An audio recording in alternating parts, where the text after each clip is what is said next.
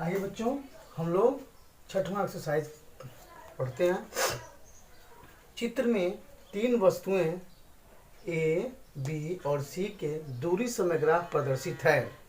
Graph का अध्ययन करके निम्न प्रश्नों के उत्तर दीजिए। ये आपको प्रश्न में दिया हुआ है और ये प्रश्न में ग्राफ को देख करके जो प्रश्न पूछा गया है उसका आपको आंसर देना है। देखिए, इस एक्स अक्ष पे समय को दर्शाया गया है और इस वाई अक्ष पे दूरी को दर्शाया गया है। दूरी जो है वह किलोमीटर में है और जो समय है वह घंटा में है। तो बच्चों देखो, पहला क्वेश्चन इसमें पूछा है कि तीनों में से कौन सबसे तीव्र गतिमान है। यानी आपको देख करके बताना है कि तीनों में से ए है, बी है, सी है, कोई गतिमान वस्तु है तो तीनों में से कौन सबसे तेज गतिमान है, ये हमको बताना है। तो बच्चों देखो, हम कैसे बताएंगे, तो जिसका ढाल अधिक है, यानी जिसका ढाल मतलब क्या, एंगल बोलते हैं। तो आप देखेंगे जो यह बी है, बी जो गतिमान वस्तु है, इसका जो ढाल है, देख रहे हैं, इसका जो ढाल है या कोण है या जो आप कह सकते हैं दूरी बटा समय का जो ये एंगल बन रहा है वह अधिक है और जिसका अधिक होता है वह तेज गतिमान होती है। तो हम कह सकते हैं पहले में कि सबसे तीव्र गतिमान कौन है, तो बी है। किस आधार पे, तो इसके झुकाव के आधार पे। झुकाव को देख करके हम बता देंगे, कि झुकाव को देख करके हम बता देंगे जो इसका झुकाव है वह अधिक है, अर्थात इसका मतलब हो गया यह तेज गतिमान है। पहला क्वेश्चन कंफर्म हो गया, क्लियर हो गया। तीनों में से कौन सबसे तीव्र गतिमान है, तो बी। कैसे बताएंगे, इसका ढाल अधिक है, इसका कोण अधिक है, इसलिए यह तीव्र गति से गतिमान है। दूसरा देखिए, क्या ये तीनों किसी भी समय सड़क के एक ही बिंदु पर होंगे।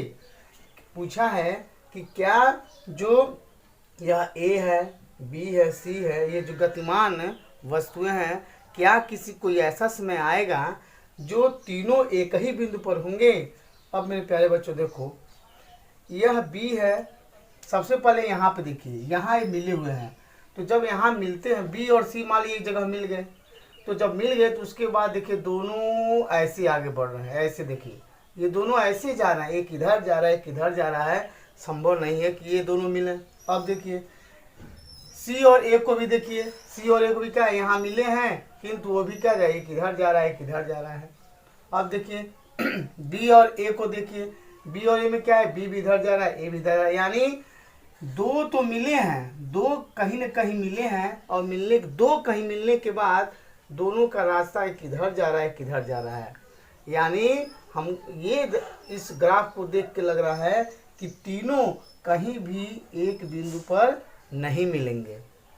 दो मिल रहे हैं, कोई दो, जैसे यहाँ देखिए बी और ए मिल रहा है, यहाँ सी और ए मिल रहा है, और यहाँ देखिए बी और सी यहाँ मिल रहे हैं, लेकिन कहीं भी तीनों एक बिंदु पर नहीं मिल रहे हैं। तो हम कह सकते हैं क्या ये तीनों किसी भी समय सड़क के एक ही बिंदु पर होंगे, तो क्या लिख देंगे, नहीं। ये इसका आंसर क्या हो जाएगा, बी। इसका हो जाएगा नहीं, यानी ये कहीं नहीं मिलेंगे। दो हो गया, मेरा समझ में आया। ग्राफ को देख के कैसे बताएंगे, अगर तीनों एक ही बिंदु पर होंगे, तीनों, कोई दो नहीं, तीनों अगर एक ही बिंदु पर होंगे तो हम कहेंगे हाँ ये तीनों मिल रहे हैं। अगर तीनों एक बिंदु पर नहीं है तो कह देंगे नहीं मिल रहे हैं। अब देखिए तीसरा, जिस समय बी ए से गुजरती है उस समय तक सी कितनी दूरी तय कर लेती है। जिस समय बी जो है वह ए से गुजरती है, ध्यान देखिए, बी ए से गुजरती है, यानी यहाँ देखिए ये पॉइंट देखो मेरे प्यारे बच्चों, यहाँ देखना, बी और ए मिले हैं ना, मिलने के बाद क्या होता है, बी ऐसे जाता है और ए ऐसे जाता है। तो जहाँ प्रश्न पूछ रहा है, जहाँ बी ए से गुजरती है, यहाँ पर गुजर रही है, तो उस समय सी जो है कितनी दूरी तय कर लेती है। तो उसके लिए हमको क्या करना पड़ेगा, एक ट्रिक यह भी है कि देखिए जब बी और ए जहाँ मिले हैं उस कंडीशन में सी के क्या स्थिति था, तो आप क्या करेंगे, बी और सी को अगर इस वाई अक्ष पे जो दूरी दर्शाई गई है उस पर अगर आप लंब डाल दें, क्या डाल दें, लंब, ये ऐसे आप लंब डाल दें ऐसे, और इसको लंब डालते उसको आगे बढ़ा दीजिए। देखिए ये हमने लंब डालते हुए इसको जब आगे बढ़ाएंगे आप तो सी को काटेगा। तो इस अब यहाँ से आप देख सकते हो जब बी और ए से गुजर रहा था उस बिंदु से हमने जब इस पे लंब डाला तो सी की क्या स्थिति थी, तो लंब डालते समय इसको हम इसको लाइन को सी तक बढ़ा देंगे। अब यहाँ से अज्ञात कर सकते हैं कि सी का इस दूरी पर कितना दूरी तय कर लेता है जब बी और ए एक साथ गुजरते हैं एक दूसरे से।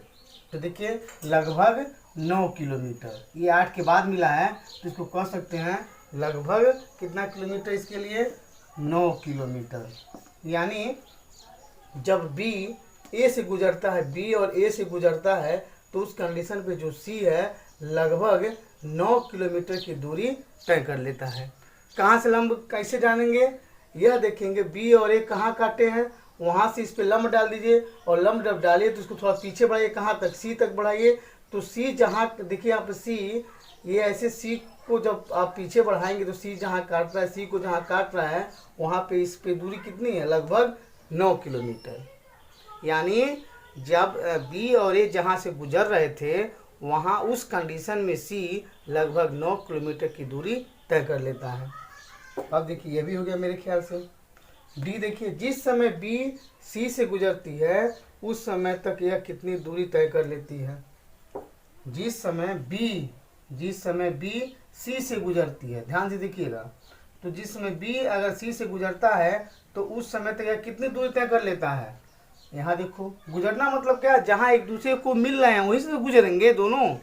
तो यहाँ से अब इस पे लंब डाल दीजिए, आप यहाँ पे लंब डाल दीजिए, यहाँ पे ऐसे लंब मतलब क्या, वहाँ से एक लाइन इस पे खींच देते हैं, सीधी लाइन, इसलिए लंबवत बोलते हैं कि सीधे इस पे एक सीधा लाइन खींचते हैं, ये इस पे लंब हो जाती है। अब देखिए तो ये लगभग कितना हुआ, जब ये लगभग 5 किलोमीटर, लगभग 5 से ऊपर ही हो सकता है, ये हम लोग एक मानक बता रहे हैं। यानी क्या है, ये 5 से ऊपर ही है क्योंकि ये 4 के बाद और 8 से पहले मिला है, 4 के बाद और 8 से पहले मिला है और 8 अभी देखिए इससे ज़्यादा दूर है, तो हम कह सकते हैं लगभग कितना, 5 किलोमीटर। जब बी जिस समय बी सी से गुजरता है उस समय तक कितनी दूरी तय कर लेता है, तो लगभग कितना, 5 किलोमीटर।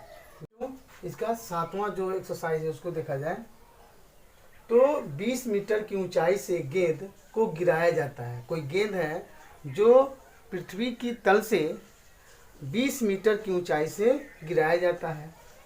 यदि उसका वेग 10 मीटर पर सेकेंड स्क्वायर के एक समान त्वरण की दर से बढ़ता है तो यह किस वेग से धरातल से टकराएगी। यानी कोई बॉल है और वह एक समान त्वरण कितना, 10 मीटर पर सेकेंड स्क्वायर की दर से बढ़ता है, यानी उसका जो एक्सेलरेशन है, त्वरण है, वह एक समान त्वरण से वो बढ़ता है।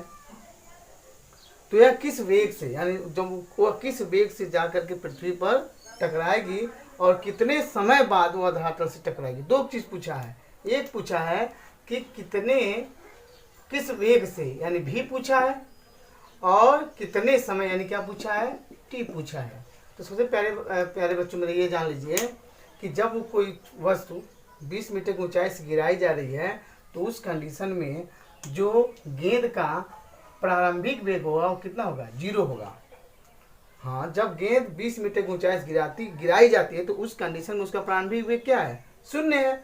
और जब वो टकरा रही है उस कंडीशन में उसका अंतिम वेग क्या है, v है। तो हमको v निकालना है। तो ऊंचाई मतलब दूरी हो गई, ऊंचाई मतलब क्या, उसकी दूरी हो गई, ऊपर से गिराया जा रहा है तो उसकी ऊंचाई दूरी हो गई गेंद की, आप कह सकते हैं धरातल से, और जहाँ गेंद है उसकी जो ऊंचाई है, जो दूरी है वो कितना दे दिया, 20 मीटर। प्रारंभिक वेग क्या हो जाएगा, 0। त्वरण क्या दिया, 10 मीटर पर सेकेंड स्क्वायर। तो हमको क्या निकालना है, v। तो गति के तीसरे समीकरण से, मैं आपको पहले बताया, आपको ये अपने दिमाग में हमेशा यह याद रखना पड़ेगा, v बराबर u प्लस AT, दूसरा s बराबर ut plus half AT square, और तीसरा v स्क्वायर बराबर u स्क्वायर प्लस 2as। तो अब हम टैली करेंगे, हमको क्या निकालना है, v किस वेग से धरातल से टकराएगी, पूछा ना वहाँ से, तो हमको v निकालना। तो हम देखेंगे इसमें किसका टैली कराएंगे। तो देखिए गति के तृतीय समीकरण से, क्योंकि इसमें अंतिम वेग, प्रारंभिक वेग, त्वरण और ये जो s है वही ऊंचाई, यहाँ दूरी, आप चाहे तो लिख सकते हैं h भी कर सकते हैं, कोई बात नहीं। कहेंगे सर इसमें भी तो है, इसमें है, लेकिन आपको क्या क्या नहीं, टाइम नहीं पता है, आपको हमको टाइम भी निकालना है, तो किसका प्रयोग करेंगे, गति के तृतीय समीकरण से v स्क्वायर बराबर u square plus 2a s। तो v स्क्वायर u की वैल्यू कितनी हो गई 0, u 0 हो गया, प्लस 2a की वैल्यू कितनी देखो 10, और यस मतलब क्या, वही ऊंचाई या दूरी, कितना दिया है 20। इसको सॉल्व करेंगे तो 10 दूना 20 गुणे 20 कितना होता है 400, v स्क्वायर का मान 400, तो v की तो इसका हम वर्गमूल निकालेंगे, अंडर रूट में 400, तो 400 का वर्गमूल जब आप निकालेंगे तो क्या आएगा 20 मीटर प्रति सेकेंड। तो v की वैल्यू क्या हो गई 20, जो हमको प्रश्न पूछा था कि वो किस वेग से धरातल से टकराएगी, तो किस वेग से टकराएगी 20 मीटर प्रति सेकेंड के वेग से। अब देखिए फिर पूछा है कितने समय बाद वो धरातल से टकराएगी, तो कितने समय बाद मतलब क्या पूछा है t, तो t के लिए देखिए हमको v भी मिल गया, u भी मिल गया, हमको a भी मिल गया, और t पूछ रहा है, तो गति के प्रथम समीकरण से v बराबर u प्लस at से, प्रथम समीकरण v बराबर u प्लस at से v की वैल्यू जो निकालें आप 20, u कितना है 0, a 10 हो गया, t आपको निकालना है, ये देखिए t तो हमको निकालना ही है। तो अब इसको सॉल्व किए तो 10t को इधर कर दीजिए, 20 को इधर कर दीजिए, बात वही होगा, चाहे इधर की चाहे उधर रहे। तो यहाँ से 10t, t की वैल्यू क्या हो जाएगी 20 है, t 10 को इधर कर देंगे, बटे में आ जाएगा, तो 10 से डिवाइड कर दीजिए, कितना आ जाएगा 2 सेकेंड। यानी दोनों जो प्रश्न पूछा था किस वेग से, तो 20 मीटर पर सेकेंड का इसका वेग रहेगा, और वह 2 सेकेंड के बाद पृथ्वी से टकराएगी। हम लोग 8वें एक्सरसाइज पर किसी कार का चाल समय ग्राफ चित्र में दर्शाया गया है। इस चित्र में x अक्ष पे टाइम और y अक्ष पे स्पीड को दिखाया गया है टाइम सेकंड में, और जो स्पीड यानी जो चाल है वह मीटर प्रति सेकंड में। तो इस पे जो पहला क्वेश्चन पूछा गया है, पहले 4 सेकंड में कार कितनी दूरी तय करती है, इस अवधि में कार द्वारा तय की गई दूरी को ग्राफ में छायांकित क्षेत्र द्वारा दर्शाइए। यानी आपको पूछा गया है कि 4 सेकंड में कार कितनी दूरी तय करती है। तो हम लोग क्या करेंगे, इस 4 सेकंड से और इस जो ये ग्राफ बना हुआ है, ये जो आपको लाइन दिखाया गया है, इस लाइन पे ऐसे एक लंबवत रेखा खींच देंगे। कहाँ पे खींचेंगे 4 सेकंड में, क्यों खींचेंगे, क्योंकि पहले क्या पूछा है 4 सेकंड में, तो 4 सेकंड में कितनी दूरी तय करती है, तो इस अवधि में कार द्वारा तय की गई दूरी को ग्राफ में छायांकित करना है। तो मैं अभी छायांकित इसलिए नहीं कर रहा हूँ क्योंकि इसमें आपको ही बताना है। तो 4 सेकंड में कितनी दूरी तय करती है, इसके लिए हम ग्राफ के कुछ नियम को समझेंगे। इसका नियम क्या है, देखिए इसका नियम ये है कि इस 4 सेकंड के हम 4 सेकंड से एक लाइन खींचेंगे, लंबवत लाइन खींचेंगे इससे मिलती हुई। अब यह देखेंगे कि इसके अंदर कितने वर्ग आते हैं। मेरे प्यारे बच्चों, मैं पूरा वर्ग नहीं बनाया हूँ, आप लोग अपने बुक एनसीईआरटी का जो बुक है उस बुक में देखिएगा क्वेश्चन नंबर 8, और उसके ये जो 4 सेकंड है इसके अंदर जितना वर्ग है, ध्यान दीजिए, ये इसके अंदर जितना वर्ग है उस वर्ग को गिनिएगा। उस वर्ग को गिनने का तरीका ये है, कुछ आपको पूरे वर्ग आएंगे, कुछ वर्ग ऐसा हमारे यहाँ पर जो वर्ग आएगा, कुछ वर्ग इधर जाएगा, कुछ वर्ग अंदर जाएगा, तो जो आधे वर्ग आएगा उसको भी गिन लेंगे, और जो आधे से कम आएंगे उनको छोड़ देंगे, और आधे से ऊपर वाले को भी गिन लेंगे। ध्यान से सुनिएगा, एक कंप्लीट वर्ग जो आएगा उसको गिनेंगे, कुछ आएंगे आधे से ऊपर वर्ग उनको भी गिन देंगे, और कुछ वर्ग ऐसे आएंगे जो आधे से कम होंगे उनको हम छोड़ देंगे। जैसे मान लीजिए अगर यहाँ आता है ऐसे कोई वर्ग आता है, ये ऐसे आता है, देखिए ये ऐसे आता है, अब इसके अंदर कोई वर्ग नहीं है तो इसको हम छोड़ देंगे। तो इस तरह वर्गों की संख्या को हम गिन लेंगे, और गिनने के बाद यह देखेंगे एक वर्ग का क्षेत्रफल कितना है, और जितने वर्ग आते हैं उस वर्ग से एक वर्ग के क्षेत्रफल से गुणा कर देंगे, तो निकल जाएगा कि इसे 4 सेकंड में जो यह लाइनिंग मैं अभी आपको बनाऊंगा इसमें इसका कुल कितना क्षेत्रफल है, और यही क्षेत्रफल हम निकाल लेंगे, तो निकल जाएगा 4 सेकंड में कार द्वारा तय की गई दूरी। तो सबसे पहले हम क्या करेंगे, आप गिनिएगा, अपने बुक को लेकर के गिनिएगा, उसमें आएगा छायांकित भाग में पूर्ण वर्ग कितना आएगा 54, यानी 54 ऐसे वर्ग होंगे जो कंप्लीट होंगे, कहीं बाहर अंदर टोटल अंदर के 54 वर्ग आएंगे, पूर्ण वर्ग आएंगे। आधे से ज़्यादा कितने आएंगे 6 वर्ग आएंगे। आप इसको गिनिएगा, तो आधे से ऊपर के कुछ वर्ग इसमें आएंगे, जैसे यहाँ का हिस्सा हुआ, यहाँ का हिस्सा हुआ, कुल कितने आएंगे 6।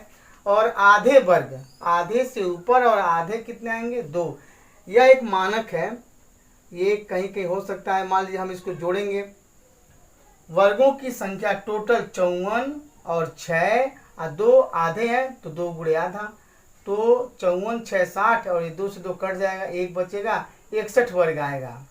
कितना वर्ग आएगा 61 वर्ग। यानी इस 4 सेकेंड में जो हमने एक लाइन खींचा, इस लाइन के अंदर जो है कुल कितने वर्ग आ रहे हैं 61 वर्ग। मेरे प्यारे बच्चों कहीं कहीं हो सकता है, यह एक मानक है, कहीं 60 भी आ सकता है, अगर मान लीजिए गिनने में आता है तो 60 भी आ सकता है, लेकिन एक्चुअली कितना आना चाहिए वो 61 वर्ग। अब देखिए इसके अंदर जब 61 वर्ग आता है और अगर हमको इस एक वर्ग का एरिया अगर हमको पता है तो 61 वर्ग का गुणा कर देंगे तो निकल जाएगा इस पूरे भाग का क्षेत्रफल, और इस पूरे भाग का क्षेत्रफल ही उस 4 सेकंड में तय की गई कार द्वारा दूरी होगी।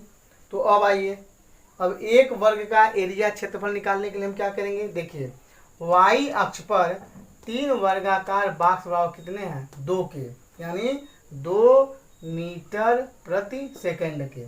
देखो कैसे मेरे प्यारे बच्चों, आप अपने किताब से गिनिएगा, यह मूल बिंदु है, मूल बिंदु से 1 2 3, यानी इस y अक्ष पर, इस y अक्ष पर जो 2 लिखा गया है ये कितने वर्ग के अंतर्गत आता है, तो 1 2 3, यानी 0 से 2 में 3 वर्ग आते हैं। तो जब 0 से 2 में 3 वर्ग आते हैं, y अक्ष पर 3 वर्गाकार बराबर 2 के लिए है, यानी ये तीनों वर्ग मिलकर के 2 हैं, तो एक वर्ग का बॉक्स का कितना होगा, एक वर्ग कितने बराबर होगा, तो 2/3 के। आप एक ही नियम पढ़े होंगे गणित में कि 3 वर्ग बराबर 2 के, तो एक वर्ग बराबर 2/3 के। अब y अक्ष पर आइए, ये देखिए ये हम यहाँ से 0 से लेके 2 तक का निकाले, तो इसके अंतर्गत 1 2 3 4 5, यानी मूल बिंदु से और जहाँ ये 2 है वो 5 वर्ग आते हैं इसके अंतर्गत, यानी 0 से 2 तक जाने में कितने वर्ग आते हैं 5 y अक्ष पर। यहाँ देखिए x अक्ष पर 5 वर्ग मिलके कितने हैं 2 के, तो एक वर्ग बराबर 2/5 के, यानी y अक्ष पर और x अक्ष पर ये इसकी लंबाई हो गई और ये इसकी चौड़ाई हो गई। y अक्ष पे लंबाई और x अक्ष पे क्या हो गई चौड़ाई। तो हमने यहाँ देखा एक वर्ग का y अक्ष पे, एक वर्ग का x अक्ष पे, तो एक वर्गाकार बॉक्स का क्षेत्रफल कितना होगा, ये आपका कितना है तो 2/3, और ये कितना है तो 2/5, तो इस वर्ग का एरिया कितना हो गया एक वर्गाकार बॉक्स क्षेत्रफल, तो 2/3 गुणे 2/5, 2/3 गुणे 2/5, इसको काटेंगे, या मीटर पर सेकंड में या सेकंड में है तो सेकंड से कट जाए, क्या बचेगा, यानी एक वर्गाकार बॉक्स का जो क्षेत्रफल है 4/15 मीटर के बराबर है। कितने के, एक वर्गाकार जो बॉक्स का एरिया है क्षेत्रफल है वह 4/15 मीटर के बराबर है। तो कुल कितने बॉक्स इसके अंदर वर्गाकार बॉक्स आए हैं 61, तो एक वर्गाकार बॉक्स का अगर क्षेत्रफल 4/15 है तो कुल 61 वर्गों की संख्या कितने एरिया कितने के बराबर होगा, तो 61 गुणे 4/15, इसको आप डिवाइड करेंगे 15 से, 61 से भाग करेंगे 15 से, तो जितना आएगा उसमें 4 का गुणा करेंगे तो नियर अबाउट आएगा 16.27 मीटर।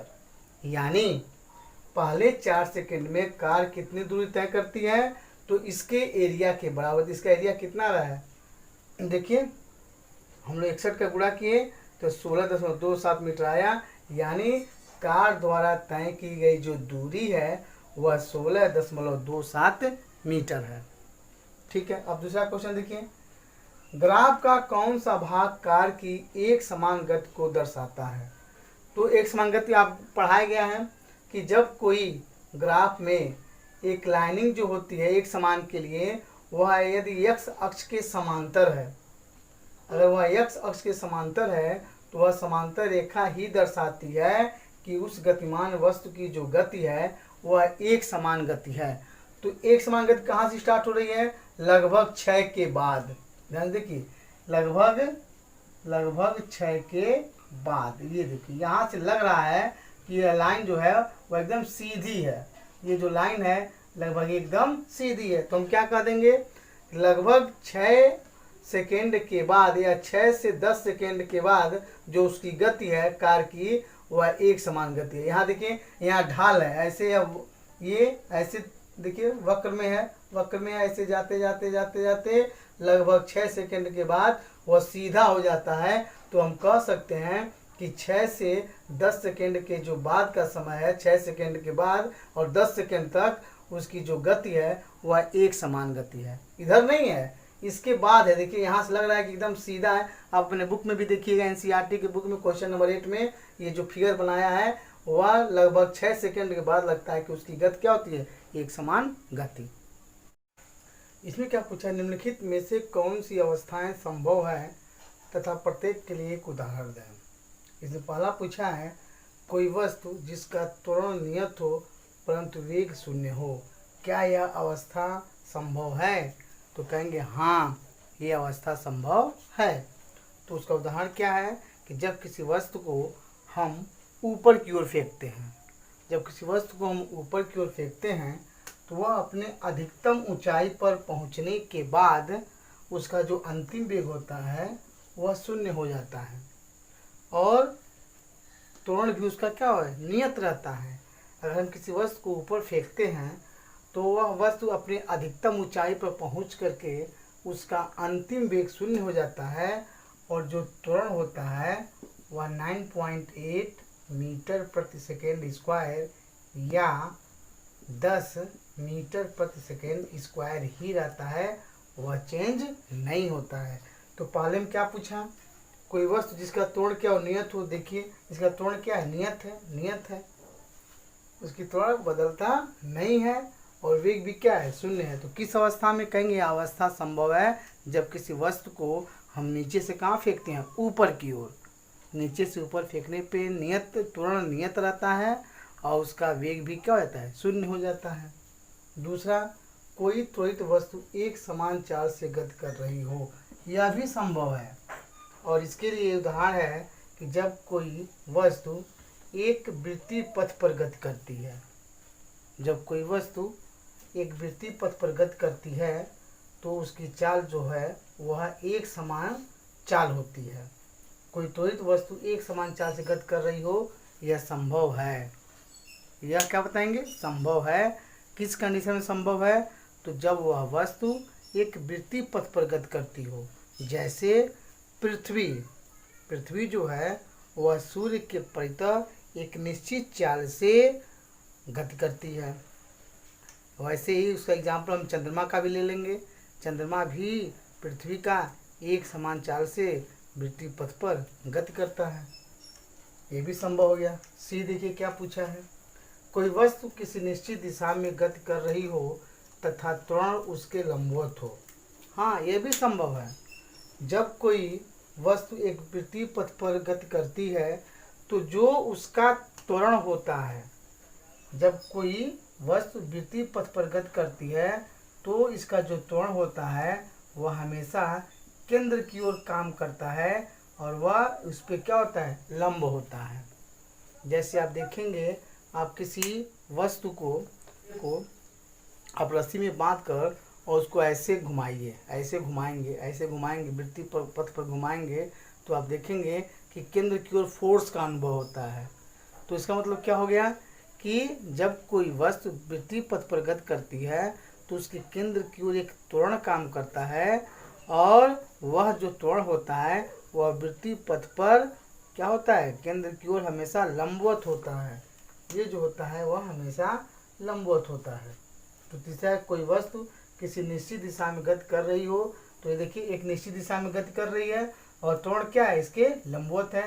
किधर काम करता है, केंद्र की ओर। तो हम कह सकते हैं त्वरण जो है इस वृत्तीय पथ पर लंब होता है। 10, एक कृत्रिम उपग्रह 42,250 किलोमीटर त्रिज्या की वृत्ताकार कक्षा में घूम रहा है। यदि 24 घंटे में पृथ्वी की परिक्रमा करता है तो उसकी चाल का परिगणन कीजिए। यानी हमको पूछा है चाल, किसकी चाल, तो एक कृत्रिम उपग्रह की, और वह पृथ्वी का चक्कर लगाता है। तो सबसे पहले अगर हमको चाल ज्ञात करनी है तो आपको बताया गया था चाल बराबर दूरी बटा समय। तो हमको क्या क्या चाहिए, हमको चाहिए दूरी और क्या चाहिए, समय। दूरी क्या हो गया कि वह पृथ्वी का एक चक्कर पूरा करने में कितना दूरी तय करता है। तो जब कोई वृत्तीय पथ पे गति करता है तो उसके द्वारा एक चक्कर में जो दूरी तय करते हैं उसकी परिधि के बराबर होता है। यानी मान लीजिए अगर ये पृथ्वी है और इसके चारों तरफ कृत्रिम उपग्रह, कौन सा ग्रह है, कृत्रिम उपग्रह, अगर इसका चक्कर लगाता है तो कितना दूरी तय करता है। तो एक चक्कर में जो दूरी होती है वह इसके परिधि के बराबर होती है। परिधि के, अगर इसका परिधि हमको मालूम है तो हो जाएगा एक चक्कर में उतना दूरी तय किया तो परिधि क्या होती है 2πr। ये परिधि हो गया और यही क्या हो गया इसका दूरी हो गया। दूरी मतलब क्या हो गया इसकी परिधि, और परिधि क्या होता है 2πr। तो ये क्या निकल जाएगा हमारा दूरी। और समय देखिए कितना दिया है 24 घंटे। तो जो समय दिया है वह दिया है 24 घंटे। तो हमको दो चीज़ मिल गया। तो वृत्ताकार कक्षा की त्रिज्या देखिए आर कितना दिया है 42,250 किमी, और पृथ्वी की परिक्रमा में लगा समय 24 घंटे हो गया। तो चाल बराबर दूरी बटा समय, तो दूरी क्या है हमें परिधि 2πr। तो 2πr बटे टी, यानी समय क्या हो जाएगा टी। अब मान को पहले यहाँ पे 2π का मान होता है 22/7 या 3.14 में से कोई एक भर सकते हैं आप लोग। तो हमने क्या भरा पाई का मान 22/7। तो 22 अब बटे नीचे हो गया 7। आर की वैल्यू 42,250 दिया ही है, बटे टी टाइम कितना दिया 24 घंटे, 24 कर दिए। तो 4 बार दूरी बटा समय में हमको यहाँ तक आपको मेरे ख्याल समझ में आ गया। आपको ये मान को पुट किया गया। अब इसको सॉल्व कर दीजिए। 2 से 24 को काट दीजिए 12, और 2 से 2 11 हम 22, और 2 12 को काटेंगे 2 से 6 आ जाएगा। ऊपर क्या बचा 11 × 42,250 और बटे कितना 7 छक्के 42। इसको जब भाग करेंगे आप तो आएगा 11,065.47 किमी प्रति घंटा। यानी जो कृत्रिम उपग्रह है उसकी चाल क्या है 11,065.47 किमी प्रति घंटा। यानी इतने चाल से वह पृथ्वी के चारों तरफ परिक्रमा करता है।